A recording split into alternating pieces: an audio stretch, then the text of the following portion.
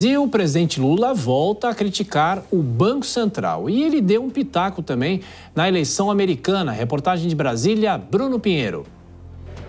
A fala de Lula foi durante uma entrevista à Princesa FM. Lula disse que o presidente dos Estados Unidos, Joe Biden, será o responsável por avaliar se ele tem ou não condições de continuar a campanha pela reeleição à Casa Branca. É muito difícil a gente dar palpite num processo eleitoral de um outro país.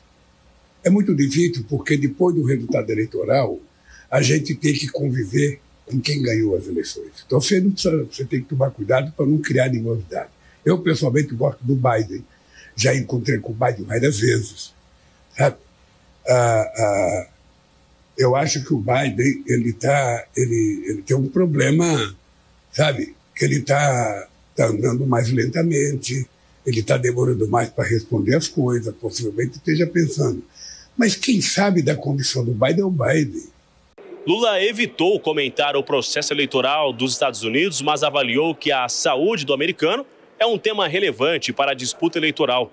Lula ainda comentou os pedidos recentes para que o presidente americano desista da candidatura, abrindo espaço para a nomeação de um outro nome durante conferência do Partido Democrata. E eu acho que o Biden é ele que sabe, veja, porque uma pessoa pode mentir para si mesmo, pode mentir para todo mundo, mas ele não pode mentir a vida inteira para ele mesmo. Então, o Biden é que tem que avaliar. Se ele está bem, ele é candidato, tudo bem, ele acha que está em condições, ótimo.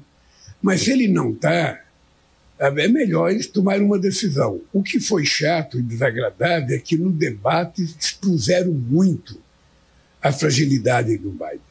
Ainda na Bahia, o chefe do Palácio do Planalto voltou a falar sobre o Banco Central. Lula disse que o correto é que o atual presidente da República indique quem vai comandar a autoridade financeira durante o seu mandato. Eu estou há 2 anos como presidente do Banco Central do Bolsonaro. Há 2 anos eu estou. Ou seja, então, não é correto isso. O correto é que entra o presidente da República e ele indica o presidente do Banco Central. Se der certo, ele tira, como o Fernando Henrique Cardoso tirou 3. A lei define que o presidente do Banco Central terá mandato de 4 anos, não coincidente com o do presidente da República. Nesta segunda-feira, Lula também voltou a criticar a decisão do Banco Central de manter a taxa básica de juros em 10,5% ao ano e classificou a medida como exagerada. E quem quer o Banco Central autônomo é o mercado, que fazem parte do cupom, que determina a meta de inflação, que determina a política de juros. Eu tive um Banco Central independente. O Meirelles ficou 8 anos no meu governo como presidente do Banco Central e o Meirelles teve total independência para fazer os ajustes que quisesse fazer, sem que o presidente da República se metesse. Agora, veja, o que você não pode é ter um Banco Central que não está combinando adequadamente com aquilo que é o desejo da nação. Nós não precisamos ter política de juro alto nesse momento, não precisamos. A taxa Selic 10,50 está exagerada, a inflação está controlada. De Brasília, o Bruno Pinheiro.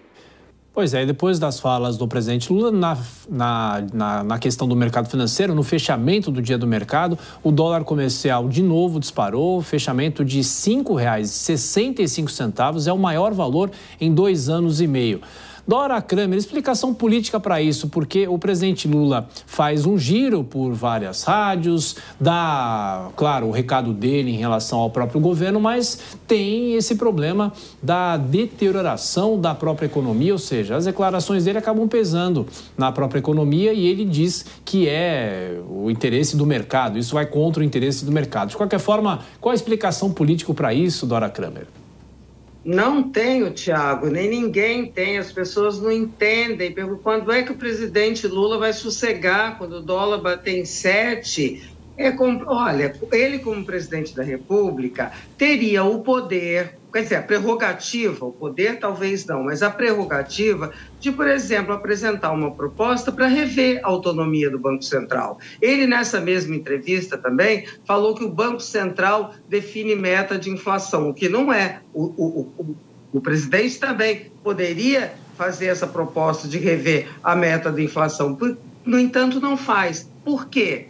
porque não tem condições políticas objetivas disso caminhar para frente. Portanto, é uma conversa de palanque, tá certo? Mas tudo bem se essa conversa de palanque não influísse nas questões objetivas da economia, porque o mercado não é uma entidade que mora em Marte. O mercado é um conjunto de situações e de condições que fazem a economia caminhar. E a economia faz as pessoas viverem. Eu acho isso muito simples. Portanto, não consigo entender, a não ser o presidente considerar que com esse tipo de discurso ele pode ter um efeito benéfico na popularidade. Vamos ver se isso é verdade ou não. Pois é, e Kobayashi, mais uma vez ele, claro, manda recados para o presidente do Banco Central, que é como nós dissemos, né,